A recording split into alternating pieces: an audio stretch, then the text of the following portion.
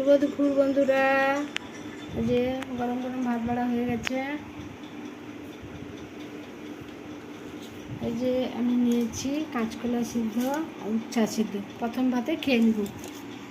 তারপরে হচ্ছে এই যে লঙ্কা ভাজা দিয়ে আলু মাখা।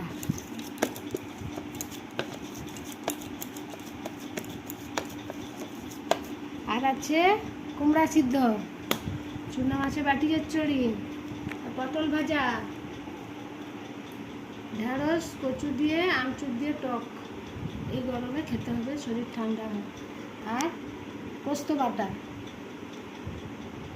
এটা হচ্ছে মানে এইগুলোই সব নিয়ে দুপুরে খাবারের আয়োজন। কেমন হয়েছে বলবেন বন্ধুরা। সবাই ভালো থাকবেন, পাশে থাকবেন।